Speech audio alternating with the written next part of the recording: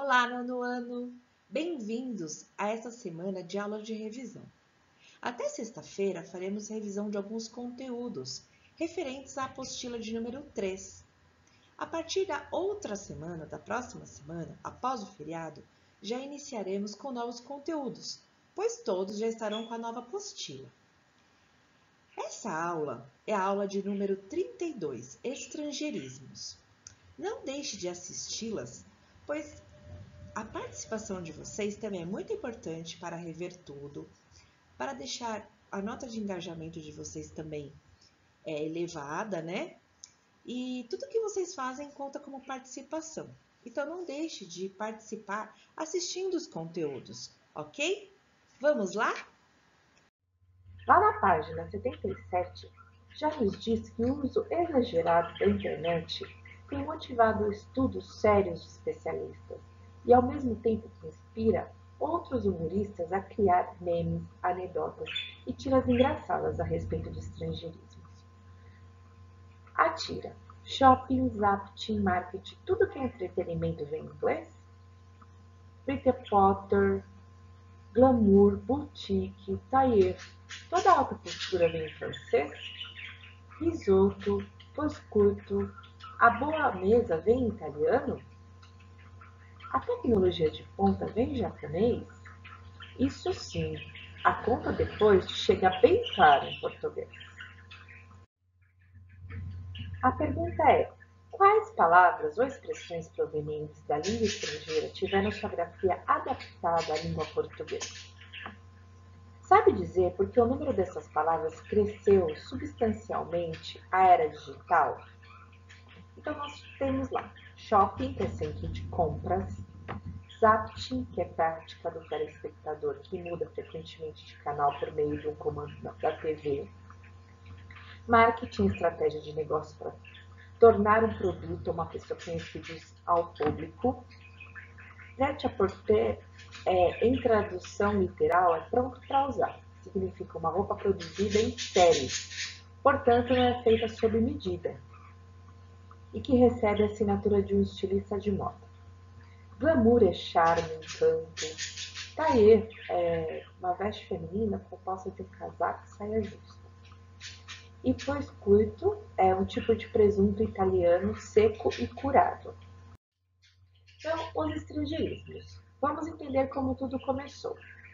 O português brasileiro ele tem adotado um número expressivo de palavras vindas do inglês, devido à posição de uma superpotência política, econômica e cultural dos Estados Unidos. O inglês funciona como uma língua franca, ou seja, uma língua utilizada para a comunicação entre pessoas que não falam o mesmo idioma. E aí, com a grande revolução cibernética vivida pela sociedade global a partir de 1980, esse movimento ele veio se intensificando e trouxe consigo um vocabulário que, em menos de 2 décadas, ele se tornou usual e constante na vida de todos os brasileiros. Ocorre que, por conta dele ser de origem norte-americana, o advento do computador no Ocidente, os termos relacionados a essa área se apresentam em inglês. Dentro do universo da microcomputação, chamamos atenção especial para a internet. O crescimento progressivo é tão grande dessa ferramenta com meios de comunicação tanto de esfera interpessoal quanto da média que tem feito com que expressões do tipo você tá lag hoje, cara, tá bugado, antes retiradas de entrevistas feitas para trabalho, tornam-se ainda mais forte a presença na internet na fala cotidiana.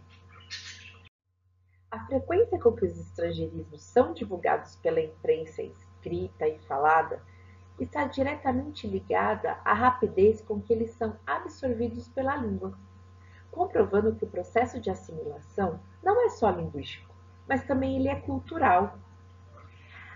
Quando nós adotamos o estrangeirismo, pode ser pelo fato de cultura e até de gosto mesmo. mas é sempre gerado também por conta de uma necessidade prática. Ou seja, se o novo termo ele se instala na nossa língua, é porque havia espaço, não preenchido pelo nome de uma nova ideia, tecnologia ou objeto. No entanto, o uso do estrangeirismo, principalmente os mais recentes, pode ser determinado pela busca até de modernidade, ou pelo desejo dos falantes de mostrarem conhecimento atualizado e especializado em determinado assunto. Agora nós vamos ver os processos de incorporação dos estrangeirismos. A assimilação dos estrangeirismos pela língua acontece principalmente de que maneira? Pelo xenismo. Xenismo, a palavra mantém a forma gráfica de origem. Por exemplo, mouse, outdoor, camping, zapping, top model, milkshake. Adaptações. Adaptações é a forma em que o estrangeirismo se acomoda à forma da língua portuguesa. Então, é sinalizar, pênalti, xerocar, gol, abajur, toalete. Por decalque, em que o estrangeirismo ele é trazido com exatidão, literalmente. Cachorro-quente de hot dog, jardim da infância, em alemão é Kindergarten.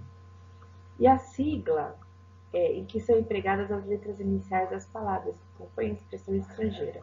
WC é Walter Closet, CD é Compact Disc, e etc. Então, retomando, os estrangeirismos da língua portuguesa eles têm várias origens. O anglicismos, que é proveniente da língua inglesa, eles são certamente os mais numerosos. São palavras referentes a vestuário, moda, comércio, esporte, sobretudo a contribuição que teve da informática.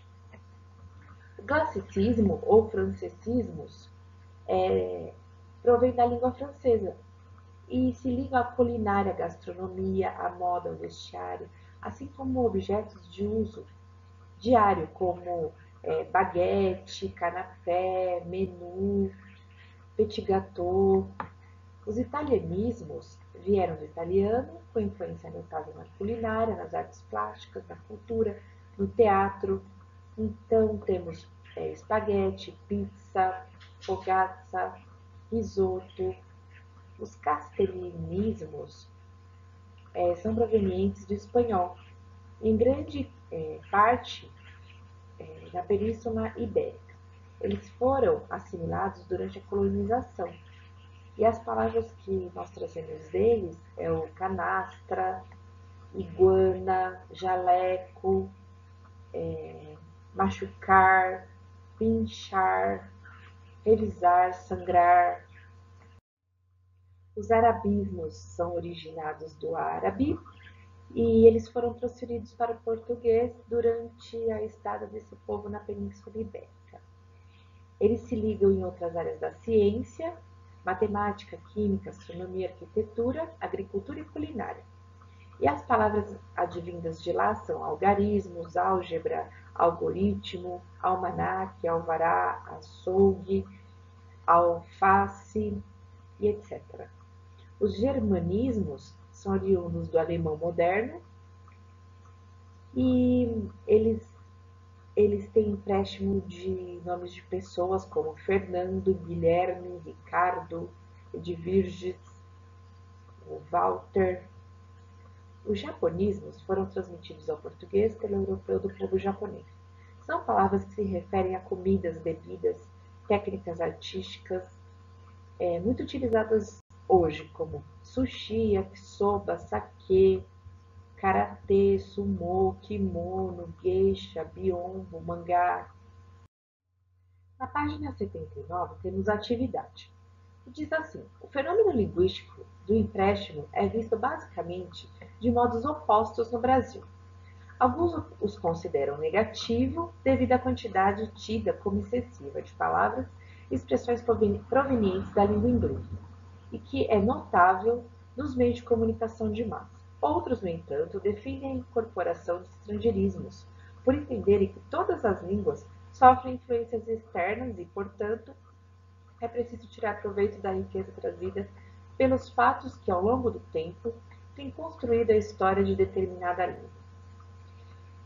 Aí diz, leia os textos a seguir para resolver as atividades propostas. Durante a leitura, assinale alguns recursos linguísticos que exprimem a modalização. Esse trabalho auxiliará o entendimento da posição adotada pelo autor do texto em relação ao uso do estrangeirismo português brasileiro. Texto 1. No âmbito do projeto O Tamanho da Língua, Carlos Alberto Farraco, professor titular aposentado e ex-reitor da Universidade Federal do Paraná, durante uma tarde na livraria do Chaim, em Curitiba, conversou comigo sobre o tema a que tem se dedicado seus 45 anos de vida acadêmica, a língua portuguesa. Léxico, universo em expansão. A ortografia, no entanto, é a única parte da gramática sujeita de fato à convenção. De resto, a língua se constrói pelo conjunto de seus falantes, na dinâmica do uso, o que é muito visível no léxico. Farraco lembra cálculo de Antônio, que estimava um salto do número de palavras do português de cerca de 50 mil no século XVI, para algo em torno de 500 mil no século XX. O vocabulário de uma língua é um universo em expansão. Ele não tem limites. Novos objetos, novas práticas culturais, os esportes modernos, a comida, o comportamento, para tudo a gente precisa de palavra, diz. Neologismos, os empréstimos linguísticos. Muitas palavras novas são empréstimos linguísticos, que se fixam por causa da influência de culturas estrangeiras. No fim do século XIX e início do XX, era muito chique no Brasil usar termos da língua francesa, como tailleur, souffrier, para descrever a moda feminina e os eventos sociais. Depois da Segunda Guerra Mundial, a ideia de modernidade se associou aos Estados Unidos. A influência do inglês é muito presente hoje, mas isso não é motivo para preocupação com o suposto risco de descaracterização do idioma. Segundo o professor, um levantamento da quantidade de anglicismos que nos últimos 100 anos entraram no português e ficaram chegou a um resultado surpreendente. Mais de 4.000 se fixaram. Quando eu jogava futebol, eu era back. Havia o center forward e referee, etc. Foram todos descartados, exemplifica. Os estrangeirismos que passam a integrar o léxico da língua sofrem um processo de aclimatização. Alguns são absorvidos integralmente, como o show, cuja grafia não sofreu alteração. Outros são traduções, como empoderamento, do inglês empowering. E outros são aportuguesados, snob, de snob. O leitor não terá dificuldade de encontrar muitos outros exemplos. O filtro fonológico da língua. Normalmente a palavra que vem de outra língua passa por um filtro, que é o filtro fonológico da língua. Explica o professor observando que, escrevendo smartphone, nós pronunciamos smartphone. Nossa estrutura pede a vogal que sustenta a sílaba explica. Antes que alguém diga que nós estamos falando errado, Farraco deixa claro que esse processo é normal. O fato de ter essa potencialidade é um aspecto bonito da língua. Texto 2. Estrangeirismos na língua portuguesa. Volta e meia, a enxurrada de expressões da língua inglesa vira motivo de discussões por especialistas em linguística. Dessa vez, entre os alvos estão as palavras sale, venda, e off, que significa liquidação ou botar fora. No bom e popular linguajar brasileiro, baseado no Código de Defesa do Consumidor, o Ministério Público Federal de São Paulo quer ajuizar uma ação civil pública para disciplinar o uso indiscriminado de estrangeirismo no comércio. A liberdade das expressões colocadas nas vitrines das lojas, principalmente as de shopping centers, em português significa centro de compras. É defendida por alguns representantes do setor comercial. Do ponto de vista empresarial, cabe ao dono da loja julgar se as palavras estrangeiras prejudicam ou ajudam a atrair potenciais clientes.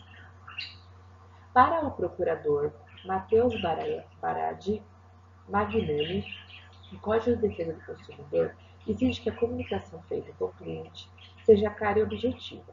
Outro ponto ponderado é a discriminação, pois uma parcela muito pequena da população possui conhecimento sobre a língua estrangeira.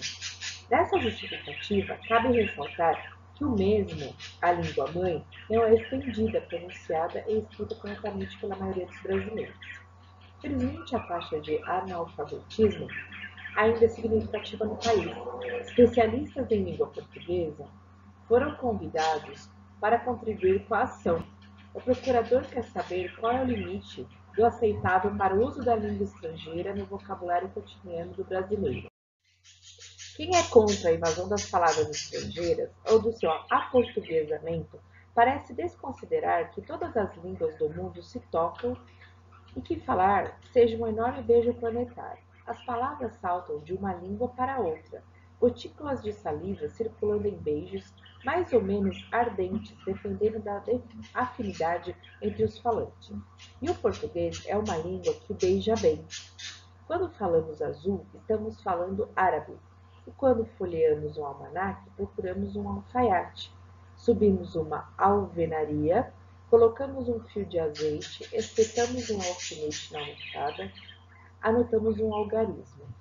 Falamos francês quando vamos ao balé, usamos um paletó marrom quando fazemos um croquis ou uma maquete com vidro fumê, quando comemos uma omelete ou pedimos na boate um champanhe ao garçom. Quando nos sentamos no bidê, viajamos na maionese. Falamos tupi ao pedir um açaí, um suco de abacaxi ou de pitanga, quando vemos o urubu, ou sabiá. Ficamos de tocaia, voltamos no tiririca, botamos o braço na tipóia, armamos um sururu, comemos mandioca ou aipim, regamos uma samambaia, deixamos a peteca cair. Quando comemos moqueca, capixaba, tocamos cuíca, cantamos a garota de Ipanema, dá para imaginar a Bahia sem capoeira, acarajé, o dendê, o vatapá, o axé, o afogé, os orixás, o agogô, os atabaques, os abadás, os babalorixás, as mandingas, os balagandãs. Tudo isso veio no coração dos infames navios negreiros. As palavras estrangeiras sempre entraram sem pedir licença, feito um tsunami, e muitas vezes nos pegamos de surpresa, como numa blitz.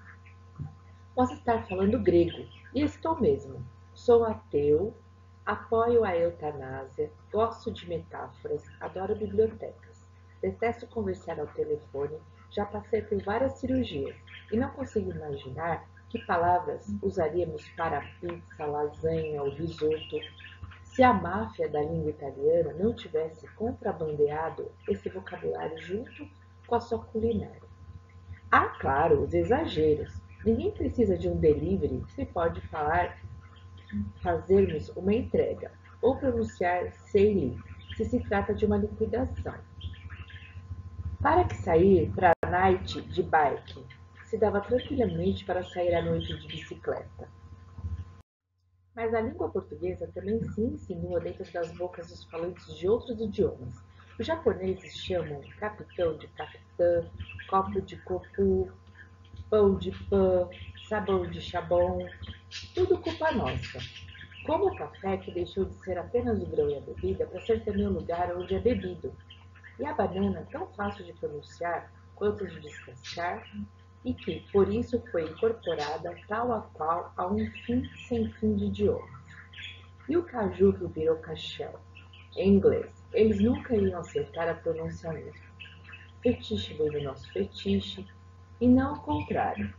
Mandarim, seja o idioma, seja o funcionário que manda, vem do portuguesíssimo verbo mandar. O americano chama melaço de molasses, mosquito de mosquito e piranha de piranha. Não chega a ser a conquista da América, mas de um começo. Tudo isso é a propósito do dia 5 de maio, dia da língua portuguesa, cada vez mais inculta e nem por isso menos bela. Agora que você já leu os textos, prepare-se. Para isso, siga essas etapas.